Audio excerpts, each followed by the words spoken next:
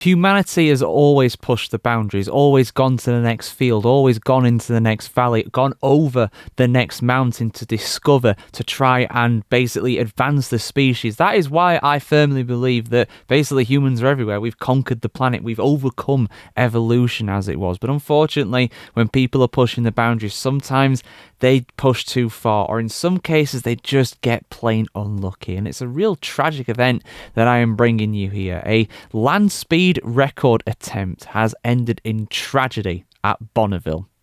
Let's have a look, guys. Really sad news, this. You do love to hear when people break these kinds of records, but unfortunately for these records to become a thing, some people unfortunately lose their lives along the way. It's a tale as old as time, especially when going for something like this, something where people are going to try and be as fast as anybody has ever been on land before. You push the boundaries, and sometimes, whether it's by hook or by crook, tragically some people do lose their lives. Let's have a look at the story, guys. Long-time land speed racer Chris Rauschke, who I'm probably pronouncing incorrect. I do apologise if I've got your name wrong there, Chris. I'm going to refer to you as Chris for the rest of this article.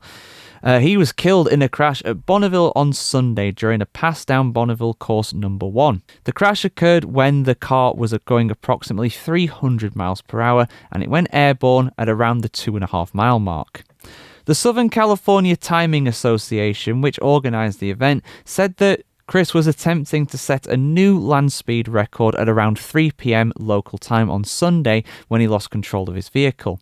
Medical staff were on the scene immediately, and the 60-year-old was airlifted from the course. Since then, a statement has been released saying that the cause of the accident is unknown and that the full investigation will soon be underway. Although, given the fact that the vehicle was airborne, I imagine effectively he just lost control of it. If you're going that kind of speed and you don't have contact with the ground anymore, there's not really much you can do. You are well and truly a passenger. But I imagine they are probably looking for any kind of a cause in terms of a mechanical failure that might have caused it to get airborne.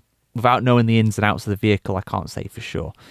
But I'm sure we'll get updates with that as it comes. Unsurprisingly, racing on the Salt was stopped after the crash at about 4 p.m. on Sunday. AHRF President David Steele said the following on Chris: "All of us here at the American Hot Rod Foundation are deeply saddened by the news of Chris's passing earlier today at Bonneville.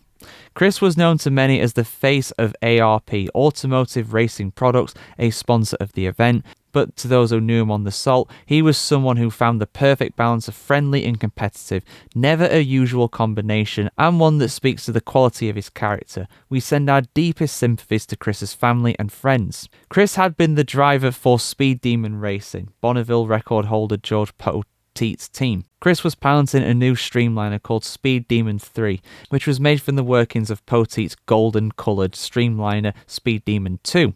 In it, Poteet had set numerous speed records, including the fastest piston-powered car at over 470 miles per hour. Poteet died last year, but it was not related to racing. It was another health condition. "We have put in all the same core components into it: motors, wiring harnesses, transmissions, rear ends, wheels and tyres. It's still a Speed Demon at heart," the team said on its website. Bonneville Speed Week between August 2nd and 8th was the debut of this car, and the plan was to start making runs in the e-motor package that the team had developed over the past 5 years. But tragically, this accident happened on one of the first runs of that entire speed week. So yeah, really sad news there, guys. Like I said, people who push the boundaries, sometimes they tragically succumb to their feats, you know. It is really, really awful. But by the sounds of things, he was a really, really nice person and an accomplished person that's trying to set these records as well. A very experienced one, 60 years of age, you know. He had a good life, you know, but still, you never like to hear about stuff like this, no matter what ages people are. But yeah,